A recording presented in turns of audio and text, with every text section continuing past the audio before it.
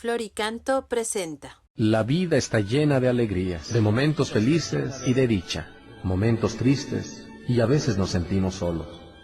Parece que nadie nos acompaña.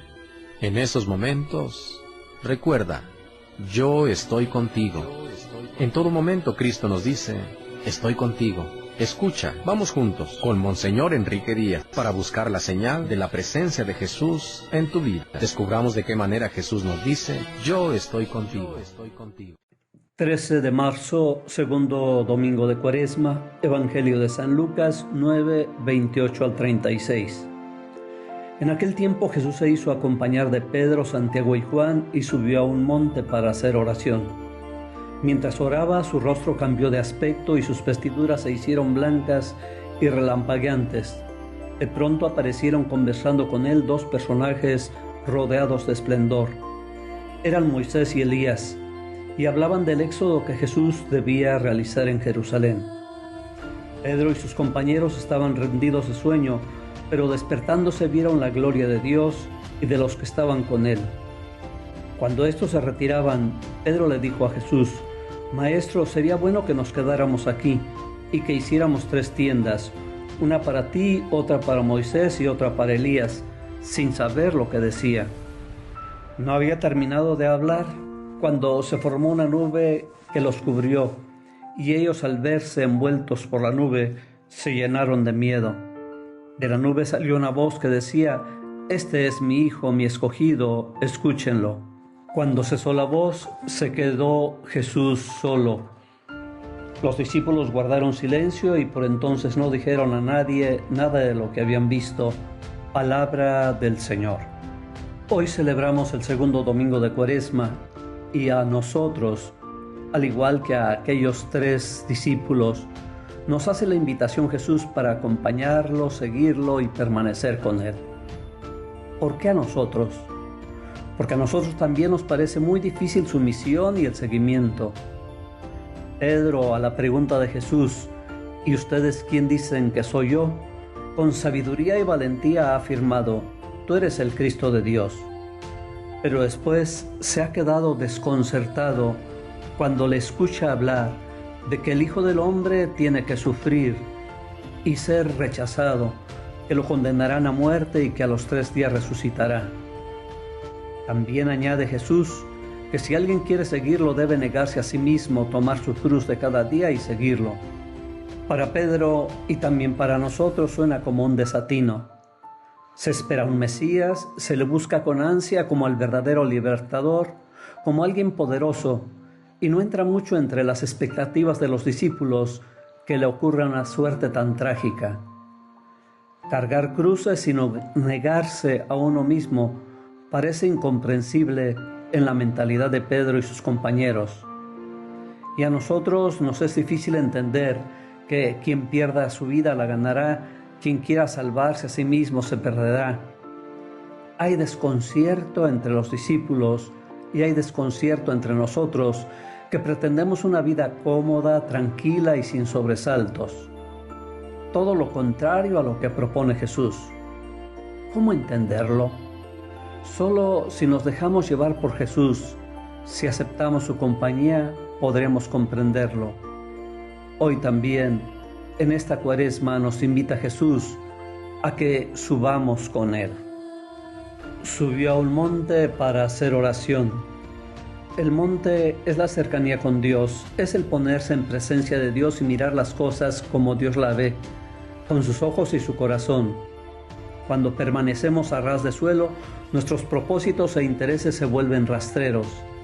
Hay que subir al monte, hay que levantar la vista, hay que despejar los ojos y el corazón de los bienes materiales para poder entender el sentido de la vida.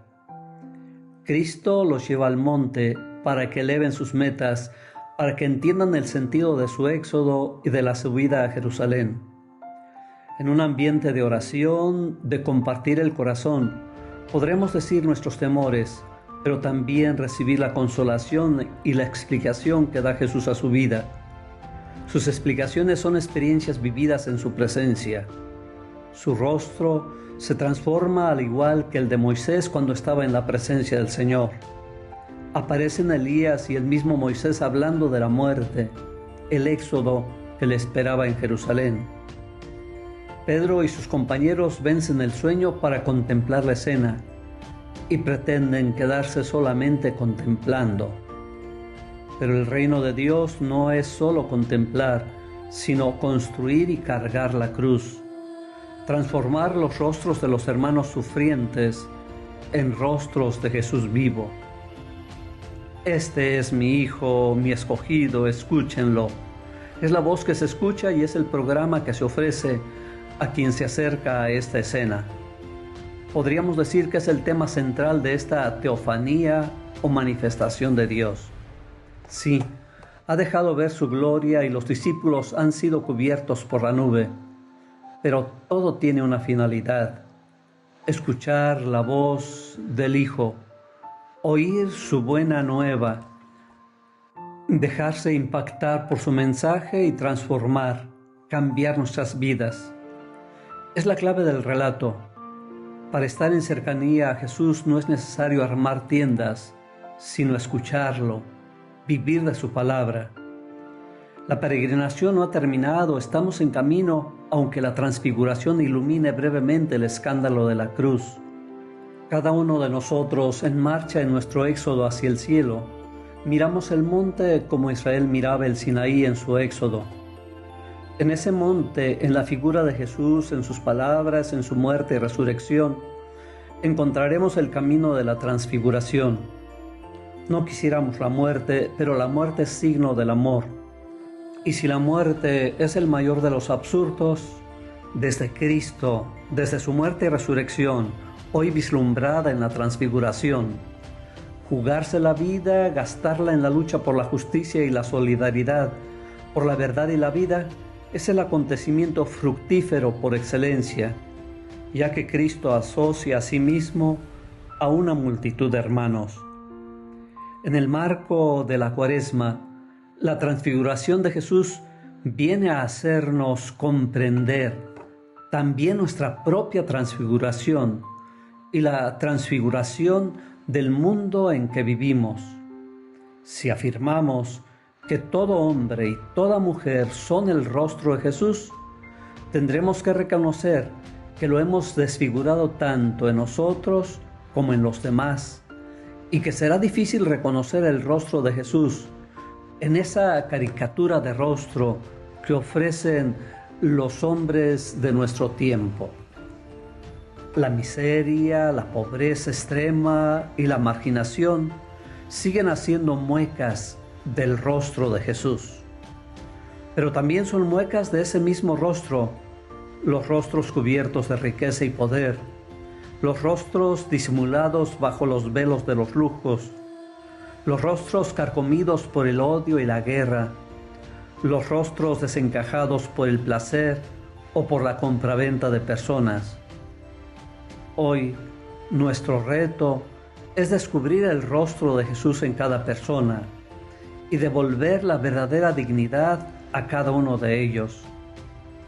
Hoy también nuestro rostro debe reflejar esa serenidad y presencia de Dios. Que la Cuaresma sea un tiempo de oración, de escucha atenta a la voz del Hijo amado y de la transformación del rostro nuestro en el rostro de Jesús. Señor Padre Santo, que nos mandaste escuchar a tu amado Hijo, alimenta nuestra fe con tu palabra y purifica los ojos de nuestro espíritu, para que podamos alegrarnos en la contemplación de tu gloria y descubrir su rostro en el rostro de cada uno de nuestros hermanos. Que el Señor te guarde y te bendiga en nombre del Padre, y del Hijo, y del Espíritu Santo.